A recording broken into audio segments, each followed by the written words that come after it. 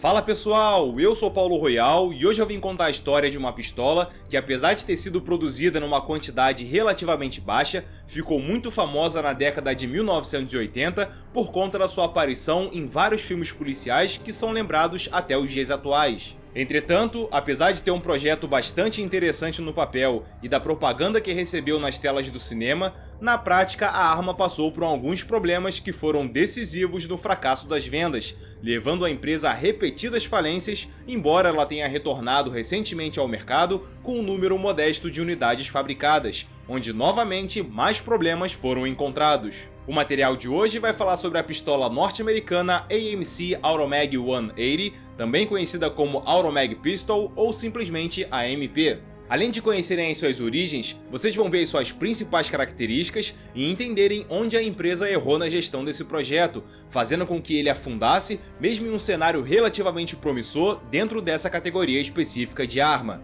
Quando o vídeo acabar, deixe aí a sua sugestão de tema ou dúvida nos comentários e me siga nas redes sociais, onde eu coloco sempre por lá um conteúdo variado sobre armas, tá certo?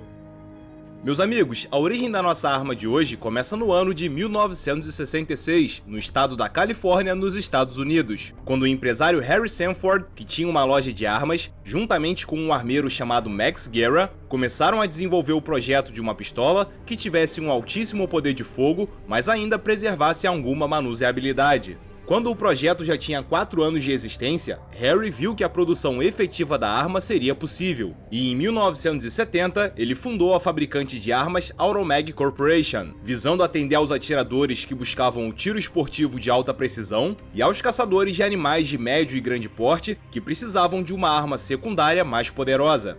No ano seguinte, em 1971, começou a construção da pistola projetada por Harry e Max, nomeada Automag Model 180, anunciada como uma potente promessa no mercado de armas curtas de grande calibre. Para alcançar essa potência, Max criou o cartucho calibre 44 AMP, que basicamente era um estojo do calibre 308 Winchester que foi cortado para ficar com 33 mm de altura, recebendo na sua boca um projétil com 429 milésimos de polegada de diâmetro. Teoricamente, aquela era uma solução simples para obter um cartucho calibre 44 que pudesse ser armazenado verticalmente sem a necessidade de um carregador destacável curvo. Afinal, o estojo do cartucho 308 Winchester não tem o seu aro protuberante. O comportamento balístico do 44 AMP era bastante semelhante ao do cartucho 44 Remington Magnum, porém surgia ali o primeiro problema sério envolvendo o projeto, que era o fato de que nenhuma empresa até então tinha fabricado esse cartucho, o que num primeiro momento geraria uma escassez dessa munição no mercado caso não fosse amplamente produzida.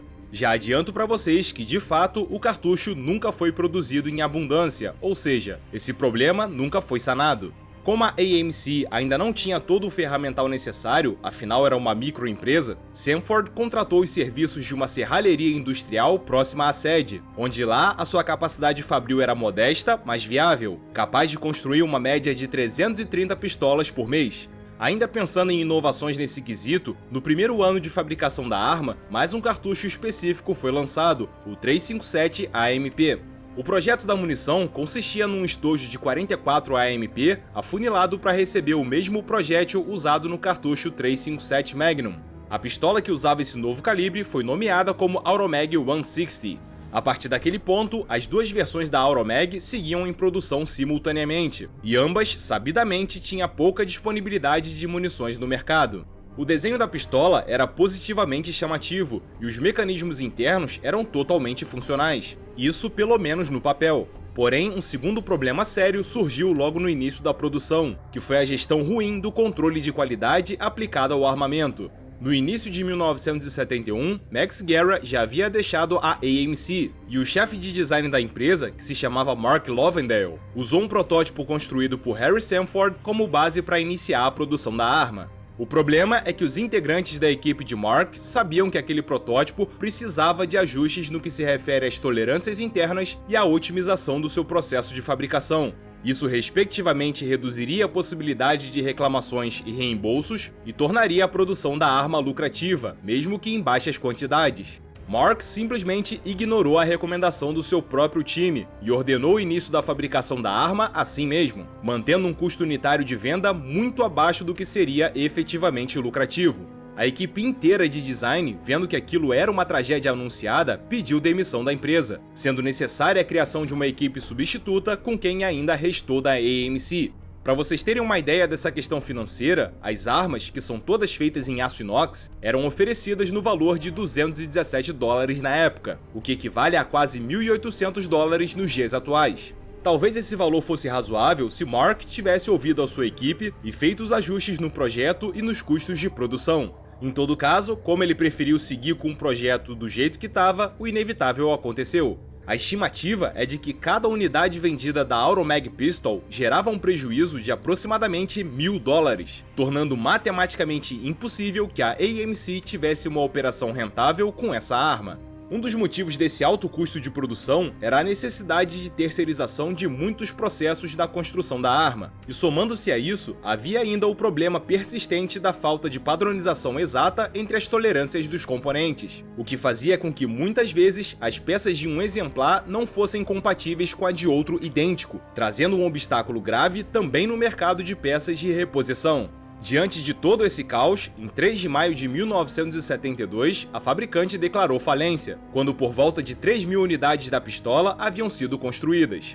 A partir da segunda metade de 1972 e seguindo até 1982, Harry Sanford foi conseguindo repetidamente novos investidores para o projeto da Automag, fazendo com que a AMC reabrisse várias vezes. Porém, os problemas de gestão retornavam e a empresa sempre falia. Em cada uma das 5 tentativas de reabertura, a organização usava diferentes locais de fabricação, todos sempre na Califórnia, e é muito comum as pistolas terem gravadas na extensão do cano variados nomes referentes ao local de construção de cada exemplar. Ao longo dessas novas tentativas de reabertura, algumas customizações foram inseridas no portfólio da empresa, como gravações em baixo relevo na armação e no cano, a inclusão de um ponto de encaixe para uma coronha destacável, uma extensão de cano com trilho para encaixe de miras telescópicas, diferentes comprimentos de canos, novas opções de talas de empunhadura, várias novas opções de calibre, mas nenhum deles era tradicional, e até mesmo um revestimento preto em toda a arma, que ainda se mantinha em aço inox. No total, até aquele ponto, 9.000 unidades da arma tinham sido produzidas. Por uma ironia do destino, em 1983, a Automag 180 apareceu no 4º filme da franquia Dirty Harry, onde o protagonista, o inspetor Harry Callahan, interpretado por Clint Eastwood, usava a arma em grande parte do longa-metragem. Aquela parecia a chance perfeita das vendas da pistola finalmente decolarem. O problema é que quando o filme foi ao ar, mais uma vez a AMC já havia colapsado, e com isso os fãs do filme que queriam comprar a Automag não conseguiam mais adquirir a arma, porque a empresa já tinha falido novamente. Alguns desses potenciais compradores até começaram uma campanha difamatória alegando que aquilo era uma propaganda enganosa. Afinal, a arma apresentada no filme era aparentemente confiável e robusta, mas além de não ter novos modelos disponíveis para compra, os que existiam no mercado de usados apresentavam um histórico de falhas na qualidade da construção, assim como a falta de padronização das tolerâncias entre as peças e a deficiência na intercambiabilidade entre exemplares iguais. Muito provavelmente, ali foi desperdiçada a oportunidade de ouro que salvaria a empresa da ruína, e certamente essa foi a melhor chance que ela teve ao longo de toda a sua história. Em 1996, Harry Sanford faleceu, e em agosto de 2015, o seu filho, Walter Sanford, vendeu todos os direitos da Automag Corporation, incluindo o nome da organização. A nova empresa que fez a compra fica localizada no estado da Carolina do Sul sob o nome Automag Limited Corporation.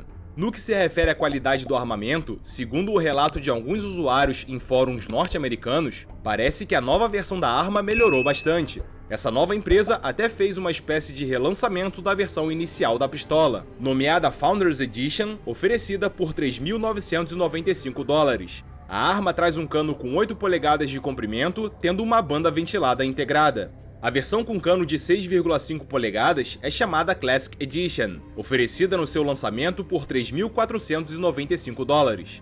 Embora a questão da qualidade dos materiais empregados na construção tenha sido finalmente resolvida, o obstáculo do alto custo de produção continua bastante evidente. E para piorar as coisas, a AMC vem enfrentando há alguns anos um sério problema na entrega das suas armas, gerando uma enxurrada de reclamações e pedidos de reembolso por parte dos compradores. Pelo que parece, infelizmente esse projeto, mesmo com muita perseverança por parte dos seus criadores e sucessores, nunca conseguiu e ainda não consegue alcançar bons patamares de vendas, mesmo com toda a evolução da tecnologia referente aos processos de fabricação e também aos sistemas logísticos de distribuição. Em relação às características de uma Automag Pistol, os seus principais atributos são os seguintes. O seu sistema de ação é o de recuo curto, havendo um ferrolho rotativo no interior da extensão do cano, semelhante ao encontrado no fuzil AR-15. O gatilho funciona somente na ação simples, e quando ele é pressionado, o cão é liberado, acerta a espoleta do cartucho e o tiro acontece. A detonação desloca o cano para trás e essa movimentação é absorvida por duas molas recuperadoras, onde cada uma delas fica posicionada lateralmente entre a armação e a extensão do cano. O carregador é do tipo monofilar, com capacidade para 7 cartuchos. Todavia, vários relatos afirmam que o carregador completamente cheio apresenta problemas de alimentação com alguma frequência, e portanto, a quantidade prática de munições indicada é de 5. Todos os comandos da arma ficam posicionados na face esquerda da armação, e aí eu me refiro à trava de segurança, ao retém do ferrolho, ao retém do carregador e à alavanca de desmontagem do cano. Na configuração padrão inicial, o comprador podia escolher entre dois tipos de cano, um que tinha 6,5 polegadas de comprimento e vinha com uma banda ventilada na sua face superior, ou então um que tinha 8,5 polegadas de comprimento e não tinha a banda ventilada, deixando a massa de mira bastante proeminente. A intercambiabilidade entre esses canos era incrivelmente simples, quando dava certo, claro, bastando o operador travar a arma com o ferrolho aberto e girar a alavanca na lateral esquerda da armação. Agora era só tirar um cano e colocar o outro, fazendo a operação reversa na remontagem, simples assim. Em relação à ficha técnica da Automag Pistol, eu vou mostrar os dados sobre a versão mais comum dessa arma, que é a com cano de 6,5 polegadas, municiada com um cartucho 44 AMP e 357 AMP. As informações sobre ela são as seguintes. O seu peso descarregado é de 1,620 kg e 1,530 kg. O comprimento total da arma é de 29,2 cm. O comprimento do cano é de 6,5 polegadas, o calibre padrão do cartucho usado é o 44 AMP e 357 AMP. A capacidade do carregador é de 7 cartuchos. A velocidade dos projéteis na saída do cano é de 548 metros por segundo e 571 metros por segundo. O alcance operacional é de 95 metros e 110 metros, e o alcance máximo é de 250 metros e 265 metros, mas aí com a velocidade e precisão totalmente comprometidas, tá certo? Bom pessoal, espero que esse vídeo tenha matado a sua curiosidade sobre esse assunto, e muito obrigado a você que chegou até aqui. Não esquece de clicar em gostei e compartilhar pra gente alcançar novos espectadores. Em breve eu tô de volta, um forte abraço e até mais!